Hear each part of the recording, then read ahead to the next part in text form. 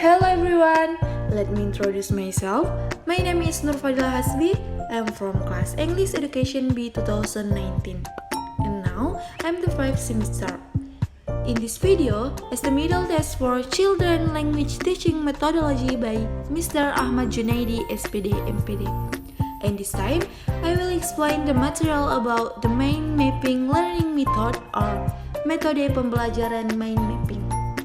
Well, before we get into the core material, I will introduce what is mind mapping.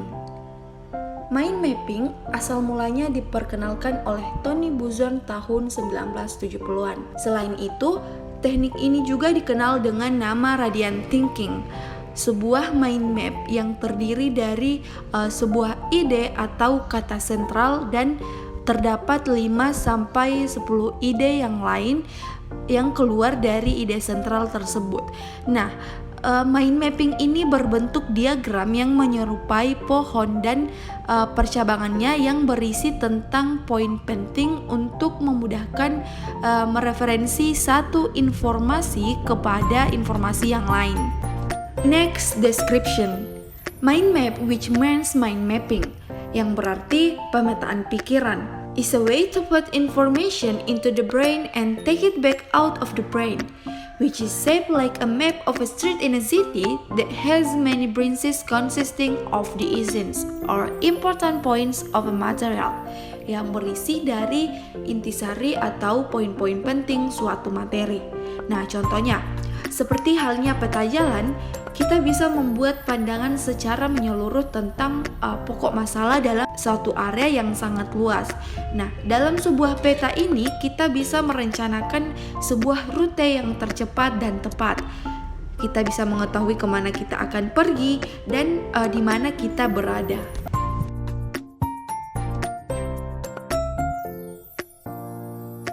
Why is it called mind mapping? Nah, kenapa sih mind mapping disebut pemetaan pikiran? Ya, karena dengan cara mencatat materi pelajaran yang memudahkan siswa untuk belajar. Mind mapping as a creative note thinking technique. Mind mapping bisa juga dikategorikan sebagai teknik mencatat kreatif. Of course, karena pembuatan mind mapping ini yang membutuhkan pemanfaatan imajinasi dari si pembuatnya. So, students who have a drawing hobby will be very happy with this method.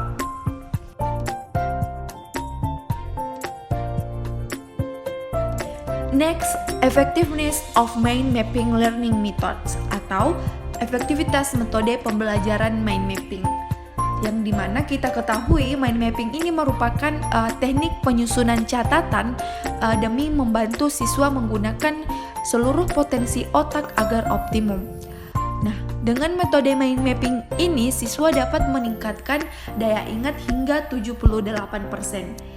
Adapun perbedaan yang dapat kita lihat dari gambar catatan biasa dan metode mind mapping yang ada di gambar, yaitu catatan biasa hanya berupa tulisan-tulisan saja, sedang mind mapping berupa tulisan, simbol, dan gambar.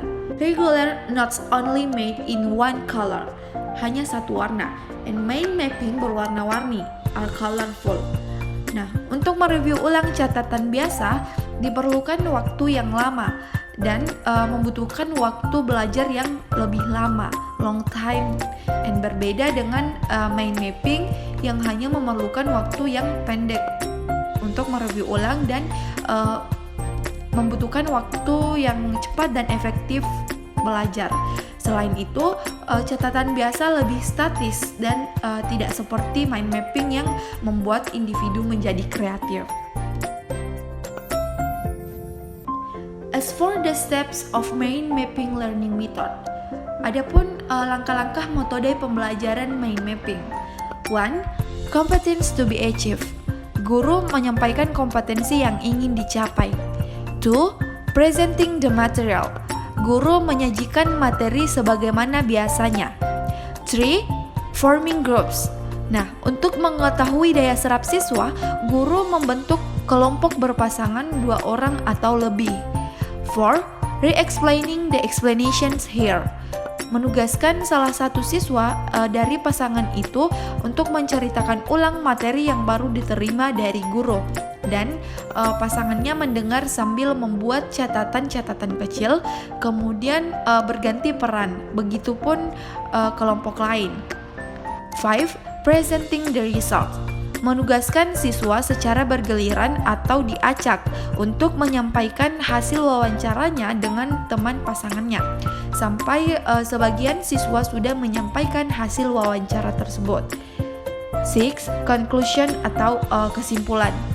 Mind mapping menggunakan teknik penyaluran gagasan dengan menggunakan kata kunci bebas, simbol, gambar, dan menggambarkan secara kesatuan dengan menggunakan teknik pohon. Advantage and disadvantage. Kelebihan dan kekurangan metode pembelajaran mind mapping. Sebelum kita bahas kelebihan dan kekurangan, ada beberapa manfaat mind mapping yang harus kita tahu sebagai berikut.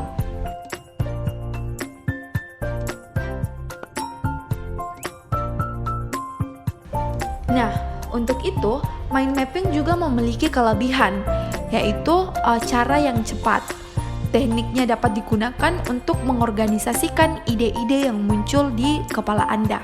Dan proses menggambar diagram bisa memunculkan ide-ide yang lain, serta diagram yang sudah terbentuk bisa jadi panduan untuk menulis.